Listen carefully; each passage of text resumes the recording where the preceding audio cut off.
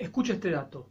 Antes de la pandemia, la productividad laboral en España llevaba 6 trimestres consecutivos cayendo, algo que no pasaba desde 2006.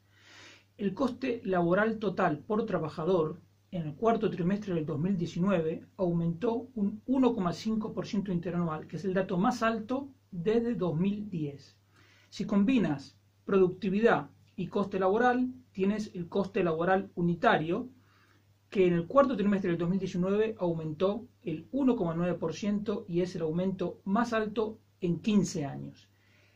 Si no se empiezan a hacer las cosas bien desde ya mismo, Nissan no va a ser la última en irse de España. Empezamos.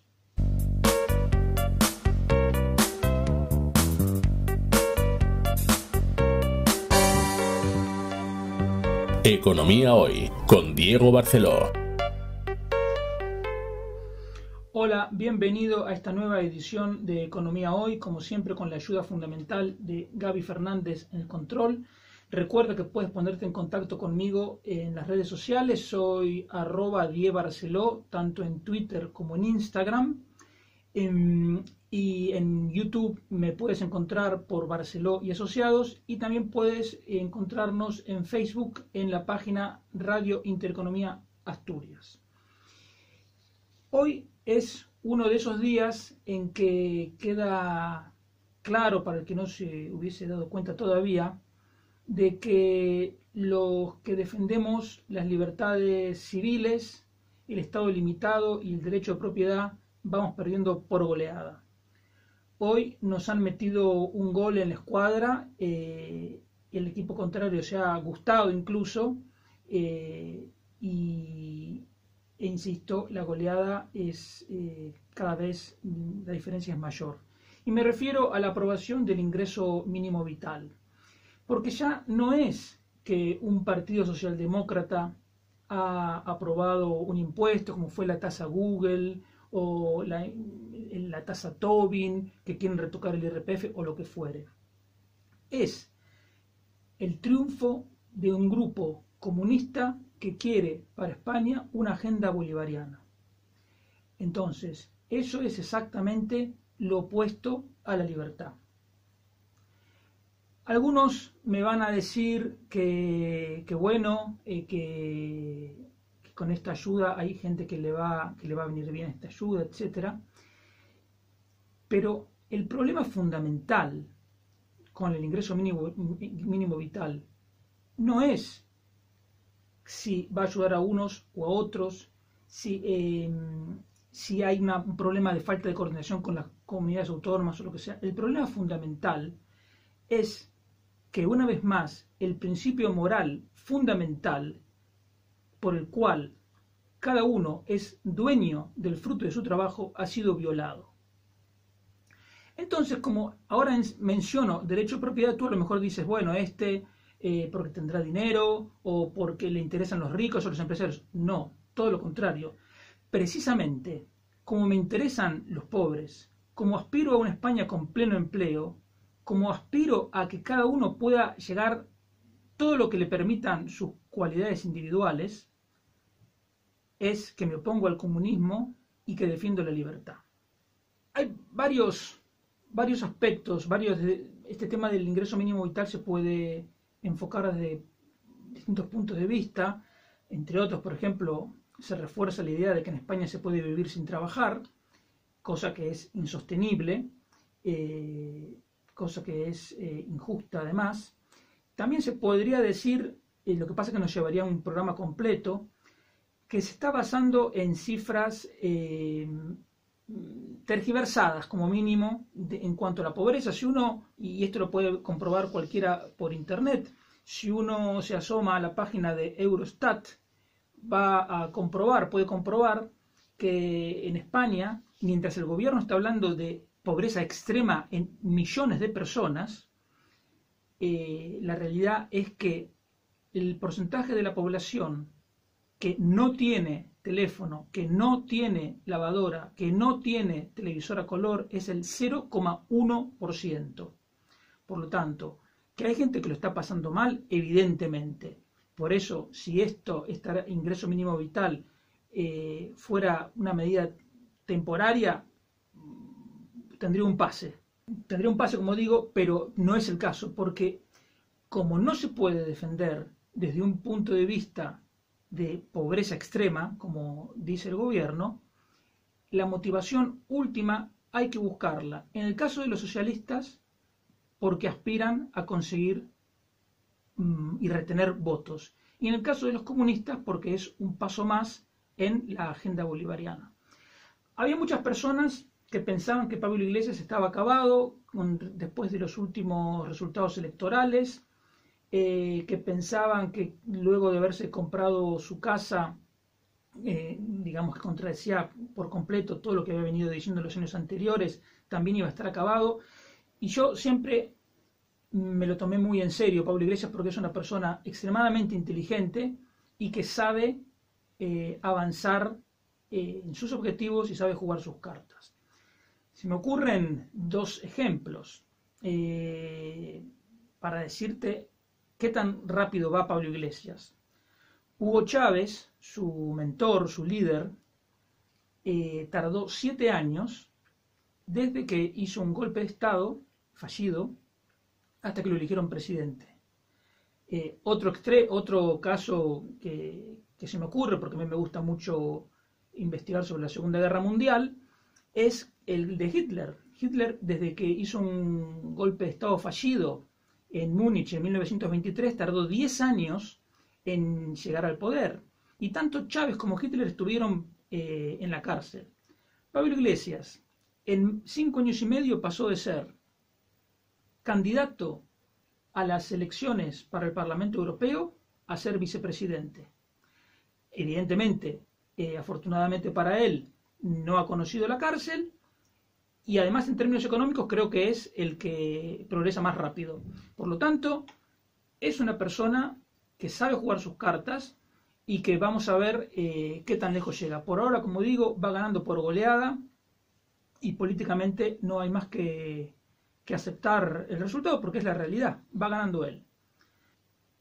Ahora, el punto en el que me interesa detenerme es que, como siempre, digamos, vuelvo al ejemplo de la Segunda Guerra Mundial, cuando uno dice, ¿cómo fue posible que los nazis hicieran las barbaridades que hicieran en Europa del Este? Porque hubo muchos colaboracionistas.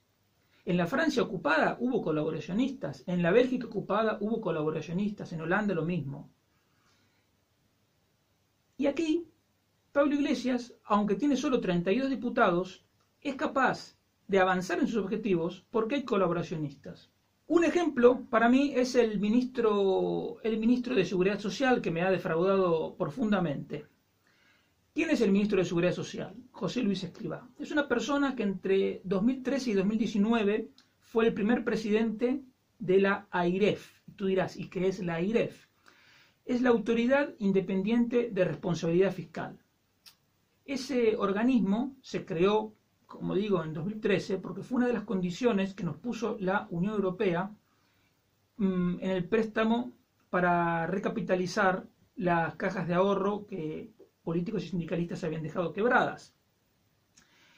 Y la verdad que la creación de este organismo fue una buena idea, porque su misión es controlar la viabilidad y la sostenibilidad de las finanzas públicas. Concretamente, si tú entras a la página web de la AIREF, dice que su misión es garantizar el cumplimiento efectivo del principio de sostenibilidad financiera por las administraciones públicas. La verdad que Escrivá, al frente de la AIREF, lo hizo muy bien. No le dejó pasar una al gobierno de Rajoy, y la verdad que cumplió su rol de perro guardián, entre comillas, de las finanzas públicas. Por ejemplo, en el 2017, Rajoy y Montoro estaban exultantes porque iban a conseguir que el déficit fiscal bajara del 3% del PIB, creo que al final fue 3,1%. Pero en cualquier caso, la expectativa a finales de año era esa, que va a ser de menos del 3%. Y Escrivá, en una entrevista en El Mundo, por esos días, decía, leo, cuidado, que no es solo bajar del 3%, sino que es bajar del 3% y converger a medio plazo hacia el objetivo de 0,5 o de equilibrio. Esa es la única forma de recuperar la credibilidad de la que España sigue adoleciendo y que se refleja, por ejemplo, en la prima de riesgo o en el rating, muy alejado de los de Francia o Bélgica, que tienen también deudas en torno al 100% del PIB. A esas palabras de Escrivá no le puedo corregir ni una coma, porque es absolutamente correctas tanto en el 2017 como ahora en el 2020. De hecho, España sigue sin recuperar la credibilidad y si miramos la prima de riesgo vamos a ver que la de España ronda el 120 puntos base frente a alrededor de 50 tanto de Francia como de Bélgica. Francia un poquito menos. La agencia de calificación de riesgo Standard & Poor's califica la deuda de Francia y de Bélgica con una AA, que es uno de los valores más altos. En cambio, la deuda de España la califica con una letra de A, simplemente que son 3 escalones menos que Francia y Bélgica. Es decir, seguimos teniendo un problema de credibilidad en las cuentas públicas.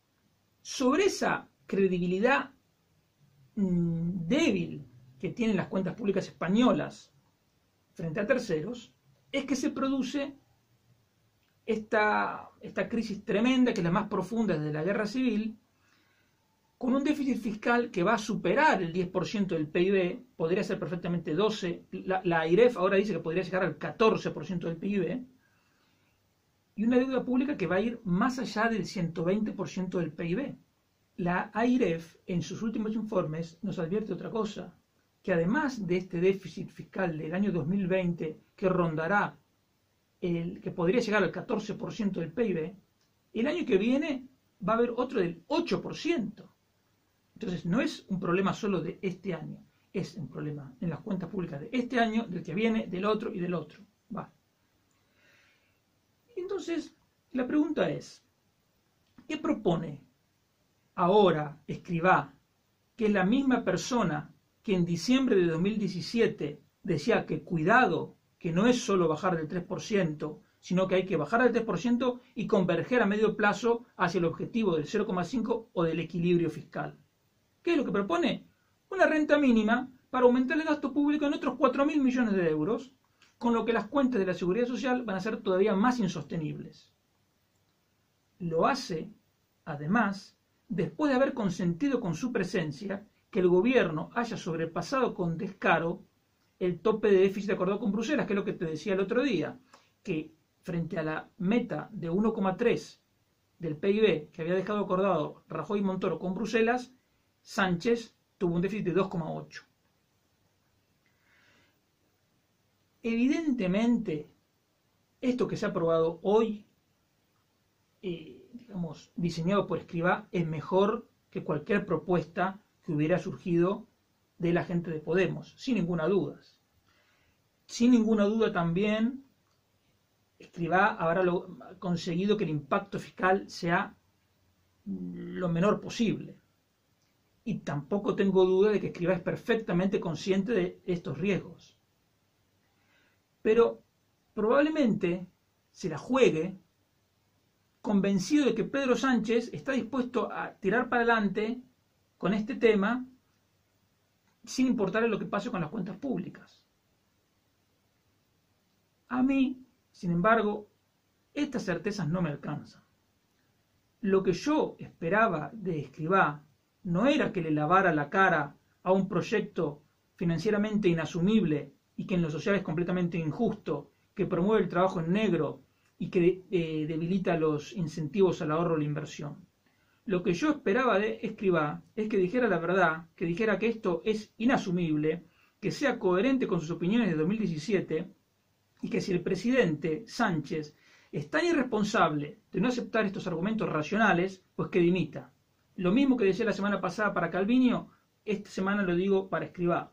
Si no son capaces de aplicar la racionalidad en la gestión económica del gobierno, que dimitan. Si no, están siendo colaboracionistas del destrozo. Pero además hay otro punto. ¿Cómo alguien va a poder tomar en serio a España si la misma persona que alertaba de la necesidad de recuperar la credibilidad y avanzar hacia el equilibrio fiscal, ahora alienta un gasto insostenible en un contexto fiscal muchísimo más deteriorado? pusimos al mejor perro guardián a cuidar las gallinas y de noche se nos transformó en un zorro. Entonces, estamos realmente en un problema muy gordo, porque ahora a ver quién es el presidente que se atreve a derogar esto. A ver, y además, ya están hoy mismo los sindicatos diciendo que quieren más y que en la tramitación parlamentaria van a pedir que sea más. Estamos frente a un problema muy serio, cuyas consecuencias es difícil de anticipar, porque vamos a ver qué es lo que se acaba aprobando en el Congreso. Pero también me vuelvo a insistir con un punto, porque yo veo muy endeble la argumentación contra esta medida, porque unos ponen la cantidad, otros ponen la coordinación, otros ponen que no, que bueno, que así no, que bueno. Hay una cuestión esencial, que es que el fruto de nuestro trabajo nos pertenece cada vez menos, porque avanza el Estado y el Estado cada vez dispone en mayor medida de nuestro propio trabajo, y eso significa que somos cada vez menos libres. Esta es una renta social que se aprueba cuando todas las comunidades autónomas ya tienen esquemas similares. En Cataluña, en Asturias, en Madrid, en Cantabria, en Valencia, en La Rioja y en Castilla y León, esta renta social es de carácter indefinido. Y esta que se ha aprobado hoy en el Consejo de Ministros también, según entiendo, es de carácter indefinido. El otro tema que quería mencionarte era el que mencionaba al comienzo, de Nissan. Vamos de mayor a menor. Toda medida económica que toma un gobierno tarda un tiempo en desplegar sus efectos. No es que, digamos, en general, todo requiere un cierto tiempo. Además, las personas que forman parte del gobierno van haciendo anuncios, declaraciones, con lo que se va moldeando la confianza, las expectativas de las personas que tienen que tomar las decisiones de inversión. Desde que llegó la Moncloa, todas las decisiones económicas de Pedro Sánchez han ido en la misma dirección: incrementar los costes de producción en España, con el impuesto al diésel, la tasa Google, la tasa Tobin, y bueno, y por supuesto incrementar los costes laborales, con el aumento exagerado del salario mínimo, 30% en 2 años, con el incremento de la base máxima de cotización, etc. Esas decisiones se fueron tomando cuando la productividad laboral ya estaba estancada, pero por supuesto después de todas esas decisiones pasó lo que tenía que pasar, es decir, que la productividad empezó a caer. Entonces, la productividad media acumula 6 trimestres consecutivos bajando, algo que no pasaba desde 2006. Y en esa época, ¿cómo se financiaba la productividad en descenso? Se financiaba con deuda y con el aumento del precio de los pisos, hasta que, por supuesto, la burbuja reventó. ¿Qué significa que baje la productividad? Significa que para producir una misma cantidad de cosas hace falta más gente. Y es propio de una empresa en crisis. Tú imagínate una empresa que para producir la misma cantidad de bicicletas necesita más empleados. Eso es insostenible. Ahora, uno puede decir, bueno, si tengo un coste extra porque la productividad baja, podría tener, por otro lado, una forma de compensarlo, por ejemplo, con menores impuestos. Pero ocurre, como te decía recién, lo contrario. El coste total por trabajador, ya descontada la inflación, lleva 2 trimestres seguidos creciendo 1,5 por encima de la inflación, y esto es la mayor subida en 10 años. Entonces, no solamente tienes que la productividad cae, sino que encima los costes te suben. Y la forma de ver conjuntamente el impacto de la menor productividad y del mayor coste laboral medio por trabajador es lo que se llama el coste laboral por unidad producida. Esa medida es clave, es la medida de competitividad, digamos, de qué tal lo estás haciendo. Si cae la productividad y aumentan los costes laborales, evidentemente el coste laboral unitario también creció. Creció 1,9% al final de 2019, que es la mayor subida en 15 años. E insisto en mencionar que todo esto es antes de que estallara esta crisis. Por lo tanto, lo mismo que con Zapatero. La economía ya estaba destrozada y sobre eso le estalla una bomba. Entonces, Pedro Sánchez va a decir, es culpa del coronavirus. Evidentemente que el coronavirus tiene mucho que ver, pero la economía ya estaba acusando los efectos de los mensajes y las ideas retrógradas de Sánchez e Iglesias. Ahora veamos el tema de las expectativas y la confianza. Este gobierno tiene un discurso contra los empresarios, incluso el vicepresidente Iglesias lo ha criticado más de una vez a Amancio Ortega, que es para mí una persona ejemplar. Y por supuesto que desde que Pablo Iglesias forma parte del gobierno, todo ese discurso antiempresarial se ha agudizado. Desde hace meses, los miembros del gobierno hablan continuamente de derogar por completo la reforma laboral. Hoy lo volvió a decir la ministra de Igualdad, Irene Montero. Dijo, tendría que dejar de existir. Perfecto. Y hablan de aumentar mucho más los impuestos. En el Congreso, en la comisión que le llaman de reconstrucción, aunque esa palabra no la utilices, porque Hitler también hablaba de una revolución para reconstruir. Y además que aquí no hubo ningún bombardeo, como ya te he dicho. A los totalitarismos les gusta cambiar el significado de las palabras. Sigo con esta nota a pie de página. Lo mismo con lo de la nueva normalidad. Hitler hablaba del hombre nuevo. Cuando te quieren cambiar el significado de las palabras, no veas un experto en marketing. Ahí lo que tienes que ver es a un dictador disfrazado. Decía que Pablo Iglesias, en esta comisión del Congreso, dijo abiertamente que él quiere subir los impuestos en el equivalente a 7 puntos del PIB, equivale a unos 80.000 millones de euros.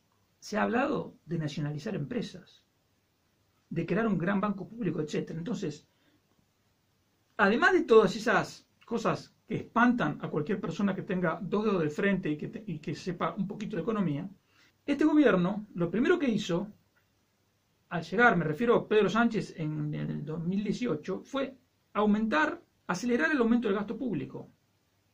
Ya antes de la pandemia, crecía al mayor ritmo en 9 años y no cumplió los objetivos de déficit ni de 2018, que en parte uno puede decir, bueno, no es culpa totalmente de él, pero peor todavía en 2019, como acabo de decir. En definitiva, con todo esto, si tú tienes un discurso equivocado y decisiones equivocadas, no te puede sorprender si te digo que todas las encuestas de confianza que hace la Unión Europea, que las puedes ver en la página web de la base de datos del Ministerio de Economía, te muestra que la confianza de los consumidores a final de año pasado era la menor en 6 años. Y tanto en el sector industrial como en los servicios era la menor en 5 años. Entonces, si tenemos en cuenta todo esto, es decir, que vamos mal y las expectativas son de que vamos a ir a peor, no nos puede sorprender que Nissan haya decidido cerrar su fábrica en Cataluña. Más allá de los problemas particulares de la empresa y del sector, porque, a ver, esta es una multinacional que en el último ejercicio ha tenido pérdidas de 5.700 millones de euros, es un sector sumamente con una competencia feroz, con márgenes reducidos y que además están enfrentando una transformación de mucho riesgo para ellos, porque les está cambiando el negocio. Gran parte de los beneficios venían de la red de talleres y ahora con el coche eléctrico esa necesidad de mantenimiento es mucho menor. Entonces ese sector está en transformación. Pero más allá de todos esos problemas, el problema real para nosotros de fondo no es que se vaya Nissan. El problema es que España es un país que ha perdido atractivo para la inversión. Ese es el verdadero problema. Si entendieran esto, en lugar de pelear porque Nissan revierta la decisión, cosa que en realidad tiene perfecto derecho a hacerlo porque son los dueños y yo siempre voy a defender el derecho de propiedad, pero en lugar de pelear por ese imposible, si entendieran el problema, el gobierno y los sindicatos tendrían que centrarse en evitar que otras empresas se vayan. ¿Y qué tendrían que hacer? Tendrían que hacer exactamente lo contrario de lo que están haciendo. Porque si España fuese un país acogedor, amigable para las empresas, y hubiese una multinacional, por lo que fuese, decidiese irse de España, habría nuevas inversiones. Y esas nuevas inversiones podrían reabsorber a los parados que dejara la multinacional que se fuera. Hoy la realidad es exactamente la opuesta y por eso la conclusión lógica de mi análisis es que Nissan no va a ser la última empresa en irse. Es el tema del paquete de la Unión Europea. A ver, en la Unión Europea también hay políticos y a los políticos les gusta siempre quedar bien, evidentemente. Entonces les encanta mostrar cifras grandilocuentes. Si Francia y Alemania se reunieron hablando de 500.000 millones de euros, ahora la líder de la Comisión Europea habla de 750.000, aumentó un 50% lo que hablaban Francia y Alemania. Lo que tiene que saber son dos o tres cosas. En primer lugar, esto es una propuesta. Esa propuesta son 500.000 en ayudas directas y 250.000 millones en préstamos. Esto es una propuesta que se tiene que negociar en el marco del presupuesto de la Unión Europea. La Unión Europea tiene presupuestos que duran 7 años. Y justo en el 2021 tiene que empezar un nuevo presupuesto. Entonces, todo esto está en el marco de esa negociación, que va a ser muy complicada, porque imagínate que en el mismo paquete, mientras se negocia esto, se tiene que negociar la política agraria común y los presupuestos de todos y cada uno de los proyectos que financia la Unión Europea. Tú puedes preguntarte, ¿y de dónde va a salir todo este dinero? Hay toda una batería de impuestos que quiere crear la Unión Europea para sí misma, o sea, no aportaciones de los gobiernos, sino la Unión Europea quiere tener sus propios impuestos, cosa que no me gusta mucho, aunque ahora ya cobran los aranceles y parte del IVA, pero no me gusta mucho porque es tener que pelear con otra hacienda más. No me gusta. Y a los países, los gobiernos tampoco les gusta porque le estarían arrebatando parte de ese poder que hoy tienen casi en exclusiva los propios gobiernos. Entonces, esto va a tener que salir de aportaciones de los países. Y los países aportan fundamentalmente de acuerdo al tamaño de su economía. Entonces, nos dicen, no, España puede recibir 140.000 millones de euros. Claro, pero a eso hay que restar lo que España va a tener que poner. Y como España es uno de los países más grandes de la Unión Europea, cálculos preliminares dicen que neto, o sea, lo que me dan menos lo que tengo que dar yo, serían unos 35.000 millones de euros. Para Italia, dicen, va a recibir 170.000 millones de euros. Claro, pero Italia todavía es más grande que nosotros, entonces al final el neto le queda menos, le quedan unos 26.000. Alemania, por supuesto, el Paganini de la fiesta, o sea, recibe 29.000, pero vaya a saber cuánto tiene que poner, y lo mismo Dinamarca, Suecia, Holanda, etc. Se está imponiendo una estupidez que es a estos países, Holanda, Austria, Suecia, Dinamarca, llamarlos los frugales. No son frugales. Son países que han gestionado sus cuentas públicas con seriedad. Entonces, aquí otra vez nos quieren cambiar el significado de las palabras. Es gente responsable simplemente, frente a los irresponsables de España, Italia, Francia. Entonces, punto 1. Es un proyecto que vaya a saber en qué queda. 2. Las cifras grandilocuentes quedan muy disminuidas cuando descontamos lo que tiene que poner cada país. Te repito, en el caso de España serían unos 34 o 35.000 millones de euros a lo largo de 2 o 3 años. Y de ahí lo que se deduce es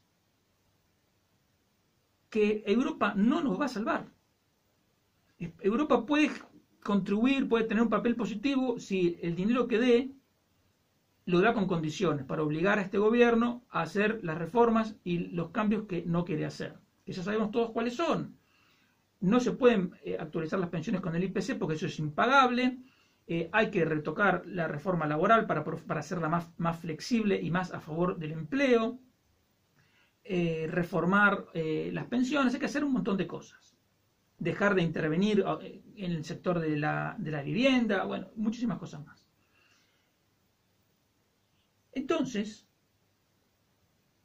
lo que nos recuerda esto es que para salvarnos tenemos que hacer nosotros mismos el plan.